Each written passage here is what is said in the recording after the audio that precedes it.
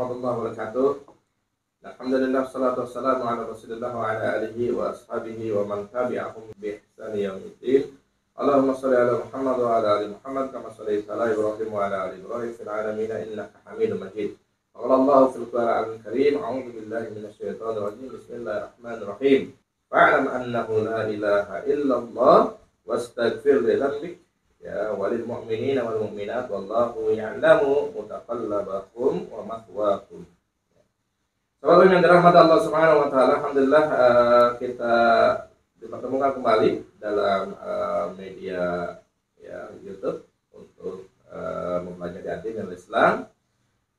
Kita bersyukur atas karunia Allah Subhanahu wa taala dan juga bersalawat atas Rasulullah sallallahu alaihi wasallam. Sahabat yang dirahmati Allah Subhanahu wa taala, bahwa di antara pokok din, pokoknya agama adalah mempelajari akidah. Dan ketika kita mempelajari akidah, ada satu bab, satu pasal terkait dengan bagaimana kita ya mempelajari atau mengetahui terkait dengan rukun, syarat maupun nawaqidus syahadah, dari syahadat la ilaha illallah dan syahadat Muhammadur Rasulullah SAW. Ya. Jadi sahabat WIM, dalam pembahasan atau kitab tauhid akan ditemukan terkait dengan keutamaan ya syahadat la ilaha illallah maupun keutamaan syahadat Muhammadur Rasulullah. Ya, dan hari ini insyaallah kita akan coba mempelajari terkait dengan keutamaan ya daripada syahadat la ilaha illallah. Apa saja keutamaannya sehingga kemudian kita wajib ya untuk mempelajarinya karena keutamaannya yang sungguh sangat besar. Ya.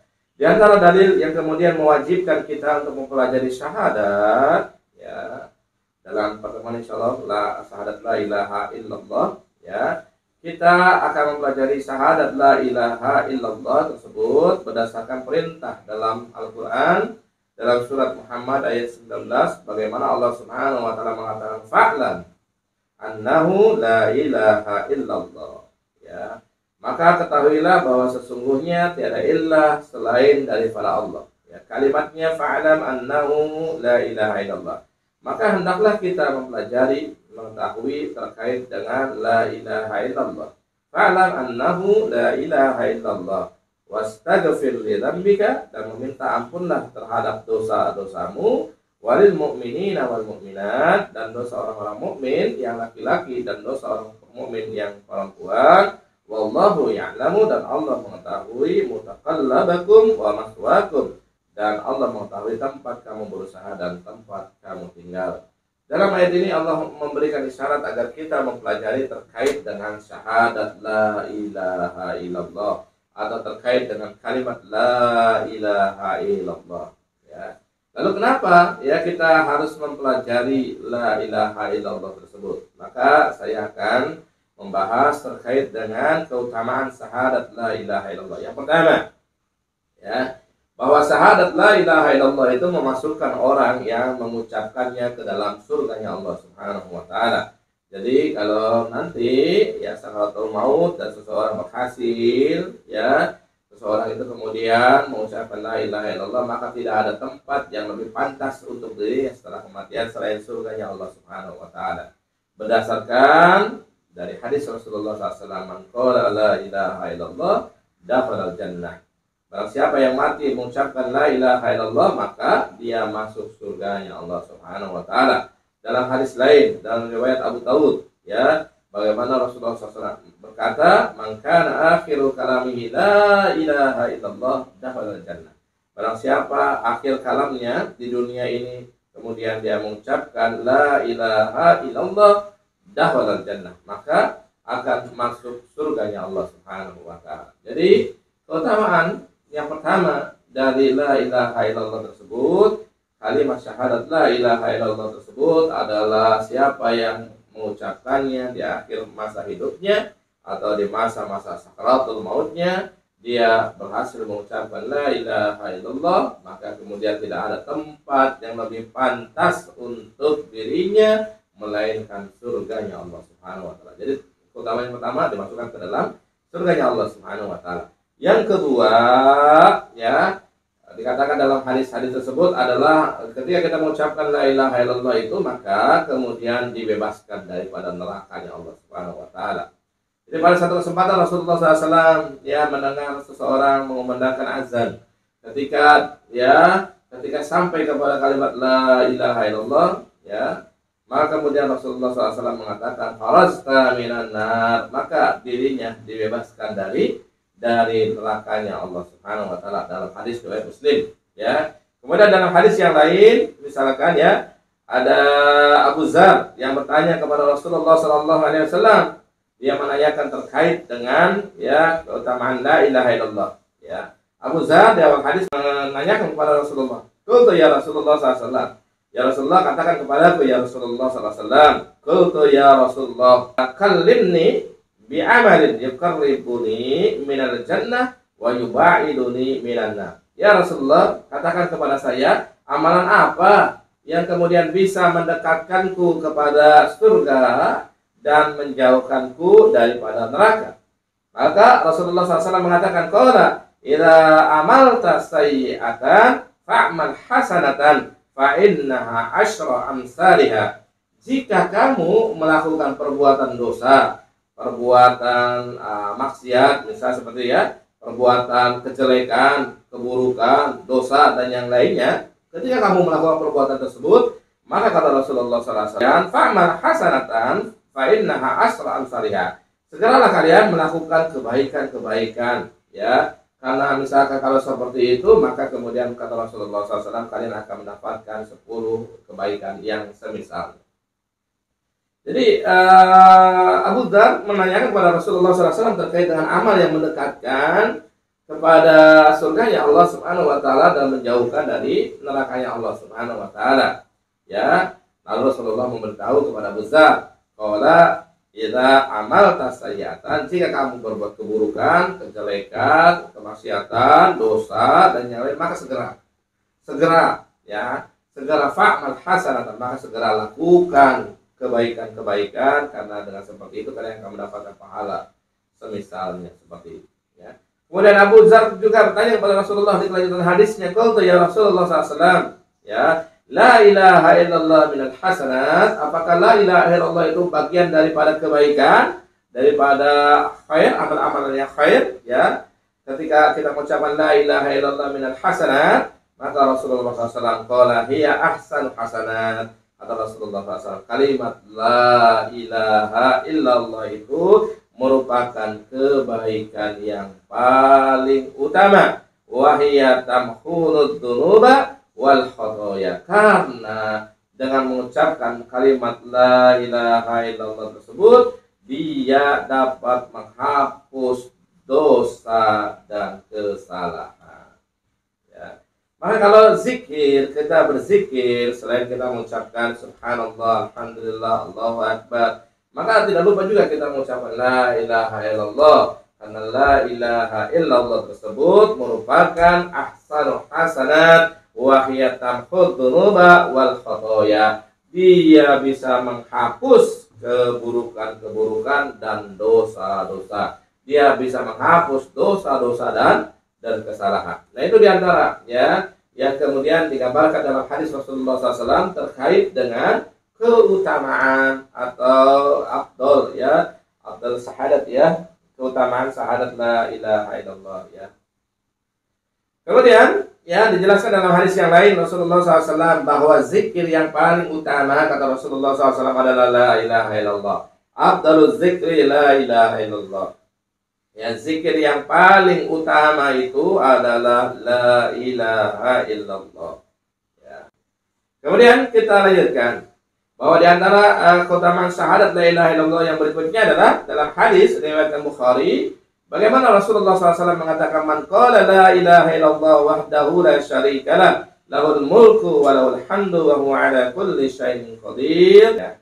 Barang siapa mengucapkan la ilaha illallah wahdahu la syarika lah, lahul mulku wa lahul hamdu wa huwa ala kulli syai'in qadir, fi yaumin mi'atin marratin, ya, sebanyak 100 kali dalam sehari, maka apa ganjarannya? Kanat lahu adlun asri riqab wa kutibat lahu mi'atu hasanatin wa mukhiyat anhu mi'atu sayyi'atin wa kanat lahu hirzan minasyaiton. Nah, ini keutamaannya ya. Barang siapa mengucapkan tadi ya, la ilaha illallah wahdahu la syarikalah, lahul mulku wa lahul hamdu wa huwa ala kulli syai'in qadir, dalam 100 kali dalam sehari, maka kemudian ya dikatakan keutamaannya ya, dia seperti membebaskan 10 budak, dicatatkan 100 kebaikan, kemudian dihapuskan 10 kejelekan,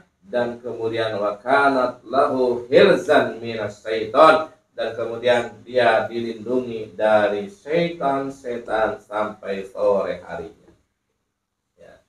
Jadi inilah keutamaan daripada zikir la ilaha illallah yang digambarkan oleh hadis Rasulullah SAW. Jadi yang kelima, ketika kita membaca la ilaha illallah wahdahu la syarikalah lahul mulku wa lahul hamdu yuhyi wa yumiitu wa huwa ala kulli syai'in qadir, maka ya pahalanya membebaskan 10 orang budak.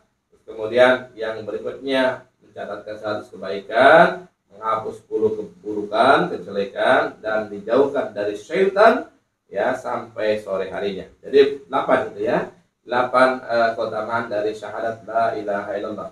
Dan yang terakhir ya, yang digambarkan dalam hadis Rasulullah SAW dalam riwayat Muslim ya, bahwa keutamaan syahadat la ilaha illallah yang lainnya, maka di sini man qala asyhadu an la ilaha illallah wahdahu la syarikalah wa anna muhammadan abduhu wa rasuluhu wa ana isa abdullahu wa banu amatihi wa kalimatuhu alqaha ila maryam wa ruhun minhu wa annal jannata haqqun wa annan naru haqqun adkhalallahu min ayyi abwabil jannati samaniyati sya'a.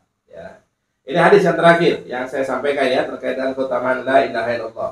Barang siapa mengucapkan man qala asyhadu an la ilaha illallah wahdahu la syarikalah. Barang siapa yang mengucapkan tiada ilah selain daripada Allah, yang berhak disembah kecuali Allah Subhanahu wa taala, dan tidak ada sekutu yang kemudian pantas untuk disamakan dengan Allah Subhanahu wa taala, wa anna Muhammadan abduhu wa rasuluh, dan Muhammad itu adalah hamba dan rasulnya, dan ya menyaksikan bahwa Isa adalah hamba Allah Subhanahu wa taala dan anak dari hambanya yaitu Maryam, dan kalimatnya yang disampaikan kepada Maryam serta ruh dari Allah Subhanahu wa taala, dan bersaksi wa annal jannatal haqqun wa annan narul haqqun, bersaksi bahwa surga adalah benar dan neraka juga adalah benar. Adkhalahu Allahu min ayyi abwabil jannah samaniyati sya'a, maka akan dimasukkan oleh Allah Subhanahu wa taala ke dalam 8 pintu surga yang mana saja yang Dia kehendaki.